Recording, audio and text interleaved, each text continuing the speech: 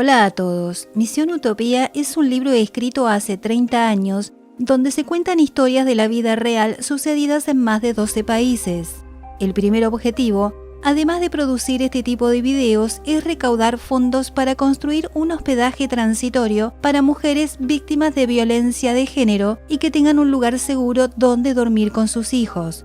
Por lo general, estas mujeres huyen en la madrugada con sus niños y no tienen dónde ir. Solo pueden hacer la denuncia, pero las vuelven al hogar a convivir con el golpeador. El objetivo 2 es ayudarlas en la arrancada con el pago del mes de depósito, alquiler, comida, impuestos del primer mes y conseguirles trabajo a través de agencias de empleo, dándoles prioridad debido a su situación de urgencia. Por eso, te pedimos tu colaboración, que por poco que sea, suma. En la caja de descripción vas a encontrar todos los datos y vías para colaborar. En caso de que no cuentes con dinero, con tu sola suscripción al canal ya estás ayudando. Por otro lado, para lograr empezar a monetizar en YouTube se necesita determinada cantidad de suscriptores, determinada cantidad de likes, de comentarios, de compartir el video. Es decir, se contabiliza todo y todo es importante, porque ese dinero será utilizado para la ayuda social, gastos administrativos y de movilidad necesarios para llevar a cabo cada intervención. Esta misión, en la que me embarqué hace 30 años, lo he venido haciendo de manera solitaria y silenciosa, pero dadas las condiciones económicas, tuve que salir a la luz a través de estos videos y escritos para pedirles su colaboración. Algunos relatos y entrevistas, previa autorización de la persona, se subirán cambiando los nombres en caso de que así se requiera. Hay casos que por estar judicializados no se puede aún dar a conocer nombres, apellidos o imágenes hasta tanto no tengan sentencia firme. Cada tanto se irá mostrando lo recibido y en qué se invierte o a quién se salva cuando se llegue al monto necesario que requiera cada caso. ¿Me ayudás a salvar vidas? Súmate a esta misión para convertir en realidad la utopía de un mundo mejor.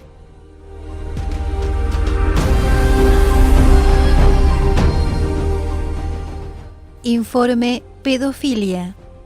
Para comprender un tema tan complejo es necesario comenzar por el principio, por eso sin más preámbulo, comenzaremos a definir conceptos que irán a lo largo del texto hilvanando de menor a mayor todo aquello que rodea a la temática de la pedofilia.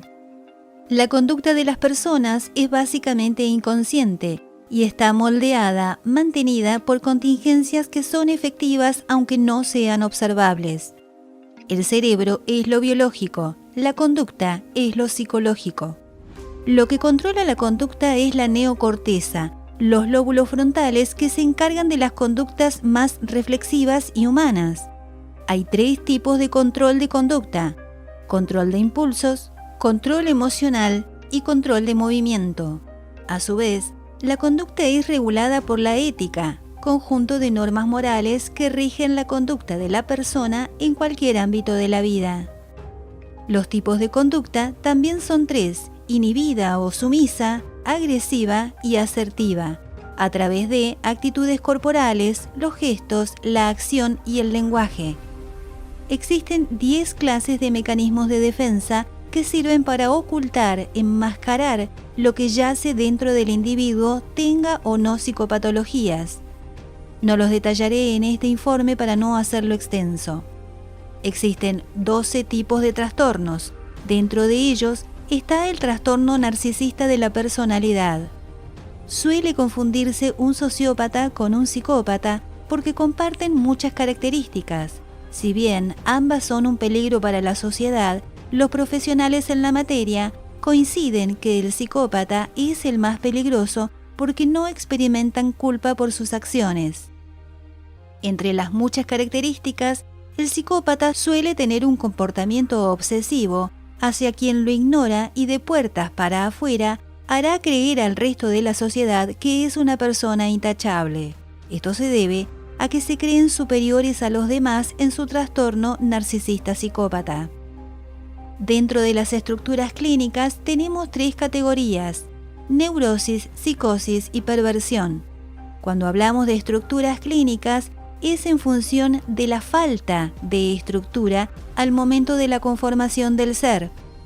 La personalidad del ser humano se estructura en base a las primeras experiencias vividas en la infancia: amor, rechazo, abandono, codependencias, etc. Todo eso en su conjunto es lo que va a estructurar al ser humano.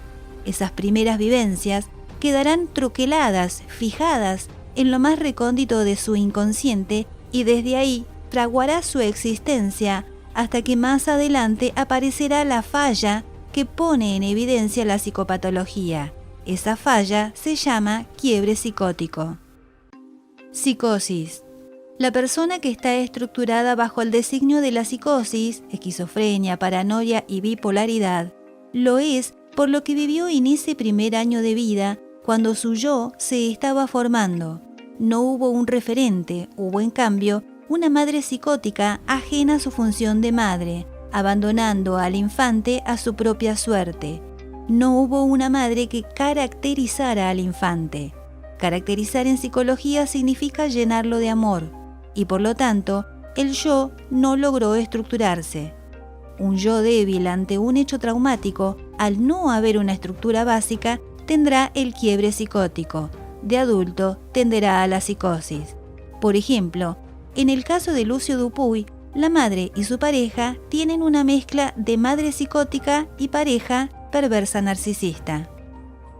Neurosis.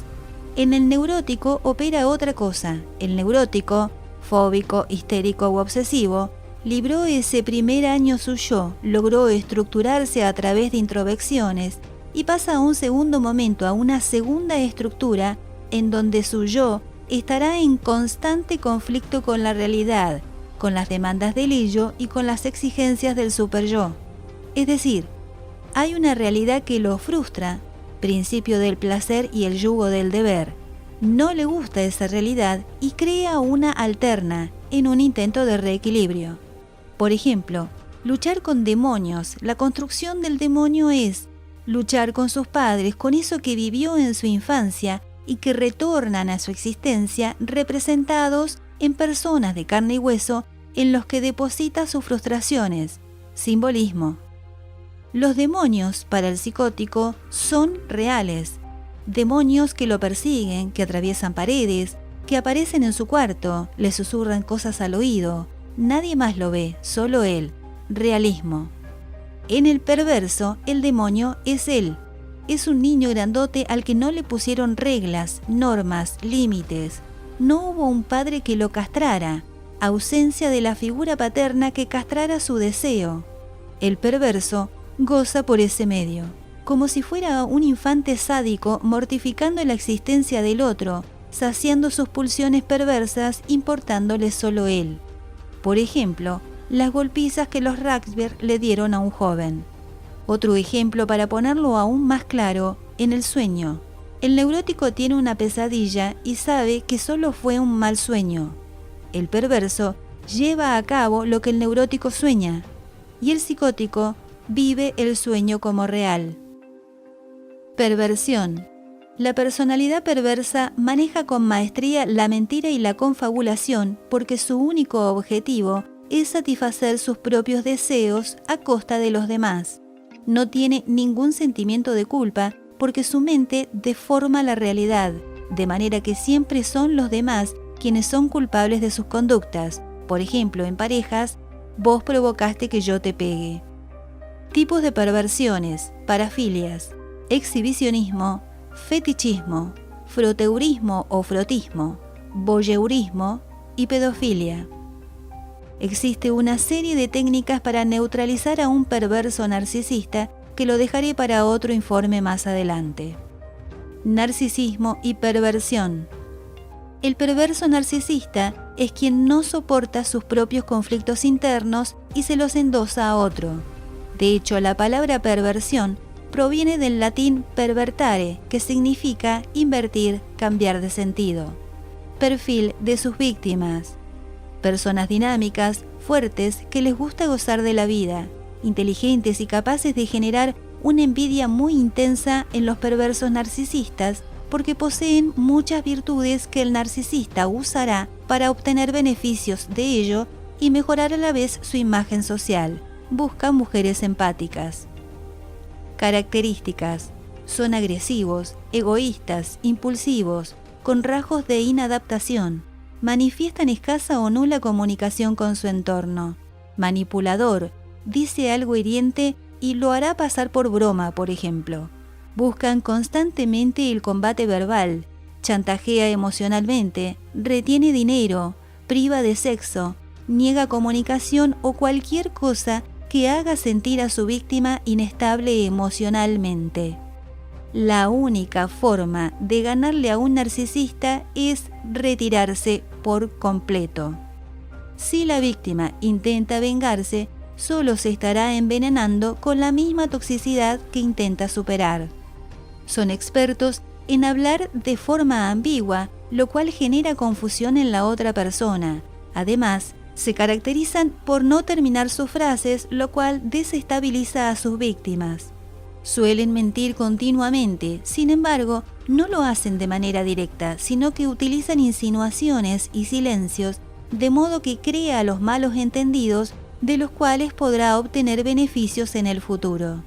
Utiliza mecanismos de defensa proyectivos, en donde hace vivir a otras personas aquello que ellos no pueden soportar. Son completamente camaleónicos, puesto que ni ellos mismos tienen una identidad definida, pueden adaptar su forma de ser y sus gustos dependiendo de a quién quieren seducir. Denigran para aislar y menospreciar. No sufren por amor, sino por adicción y patología. Es humillador, o se hace la víctima para culpar a otros. Usa como arma de manipulación el silencio, culpar, elogiar y confundir. Es capaz de actuar jovial y encantador. Suelen ser buenos para adular y manipular las emociones de otras personas. Suelen quebrantar la ley constantemente. Descuida su propia seguridad y la de los demás. Puede tener problemas con drogas o alcohol, mentir, robar y pelear con frecuencia. Dependiendo del tipo de narcisista, comparten características de modo parcial o total. Por ejemplo, un narcisista perverso introvertido mantiene las emociones bajo control, no muestra intimidación, tiene una marcada falta de empatía, tortura animales o maltrata, muestran poca o nula excitación en general, parece amable y buena persona, es manipulador, cínico, usa el encanto o parecer buena persona para manipular, no piensan en las consecuencias negativas de su conducta ni aprenden de ellas. El narcisista se alimenta de las respuestas emocionales de los demás, ya sea de manera positiva o negativa. Tipos de narcisistas. Narcisismo exhibicionista. Busca la admiración y la atención de manera desmesurada, exaltando sus logros o talentos especiales. Narcisismo introvertido y narcisismo tóxico. Los tres tipos pueden extrañar la energía, los contactos, el dinero, el sillón, el sexo, la comida de la otra persona, pero nunca a la persona en sí misma en el caso de parejas. Dinámica. Para comprender la psiquis de un perverso narcisista y o abusador, lo explicaré de modo sencillo desde el principio de placer-displacer. Al abusador le genera un displacer no estar abusando, entonces va cargando tensión y luego pasa a la adrenalina de la descarga abusando.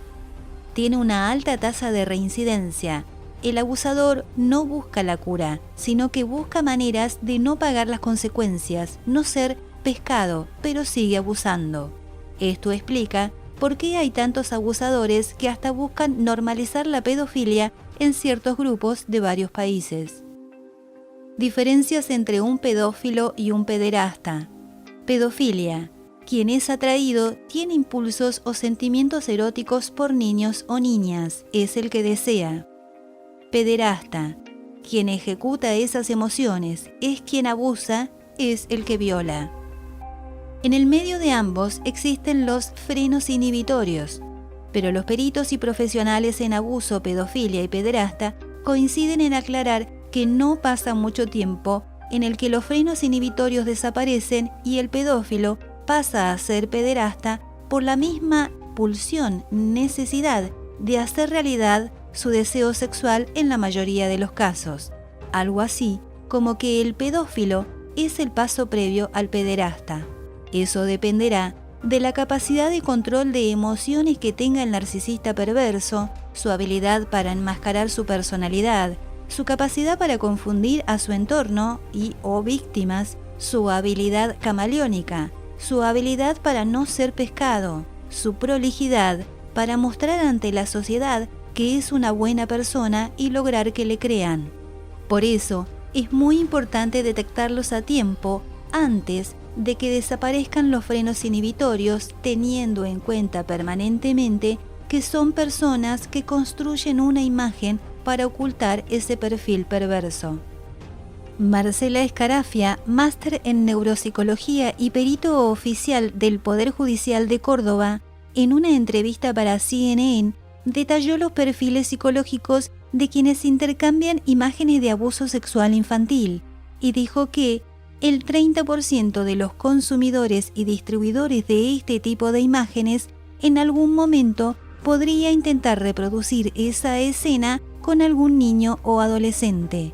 Aseguró que en su trayectoria, siempre que alguien fue involucrado en este tipo de causas a partir de una investigación de Missing Children's y el FBI, jamás se trató de un error. Y aclaró que un groomer, en cambio, es un cazador de víctimas posibles, estudia a sus víctimas, extorsiona y luego coacciona. 1 de cada 4 niños ha recibido alguna comunicación incómoda alguna vez por redes. Pero el pedófilo es un psicópata, lo mismo que el productor de imágenes que está en contacto para filmar esos videos de abuso infantil. Ambos son perfiles psicopáticos que aún no violan. Según la doctora, el consumidor puede pasar la vida sin llevar el abuso al acto. Dependiendo de cada caso y características particulares, solo el 30% lo lleva al acto. La distribución tiene un precio, da imágenes para vender, es ida y vuelta, y compiten para ver quién tiene la imagen más picante y van comercializando esas imágenes como si fueran figuritas. Son conscientes de lo que hacen y se dan cuenta que es un delito, pero no les interesa. Tienen rasgos marcados de psicópatas. No hay culpa ni remordimiento. Hay una gran desestimación por lo legal y tienen mecanismos psicopáticos. El único impacto es diablos me encontraron, pero nada más. El pedófilo tiene una doble vida. Hay una disociación y se mantiene en lo oculto. Se construye a adrede esa imagen deliberadamente para parecer inocua, pero siempre hay señales y detalles pequeños en comportamientos que solo ve el ojo entrenado. En cambio, la gente, amigos, espectadores, sociedad, familiares, lo justifica diciendo debe ser que tuvo un mal día. Pero lo egocéntrico, el comportamiento narcisista, la manipulación, se filtra inexorablemente. Con este breve pantallazo, podemos comprender entonces qué es la pedofilia, para poder estar prevenidos y actuar en consecuencia por el bien de los niños que están expuestos a un flagelo creciente a nivel mundial. Para la elaboración de este artículo, además de la consulta con diversas fuentes especializadas en la materia, hice un resumen con palabras sencillas y ejemplos actuales para una mejor comprensión. Cabe aclarar que además he sido capacitada en primeros auxilios psicológicos con especialidad en estructuras clínicas dictadas por el Centro Internacional de Capacitaciones. En el Manual de Formación para Profesionales sobre Abuso Sexual Infantil, emitido por la organización Save the Children, se desarrolla punto por punto las diferentes temáticas en torno al abuso infantil. Este manual reúne a los profesionales más destacados a nivel internacional que trabajan en el marco de referencia de la Convención de Naciones Unidas sobre los Derechos del Niño para quienes deseen ampliar conocimientos. Autor: Laura Aguirre. Registrado en Derechos de Autor.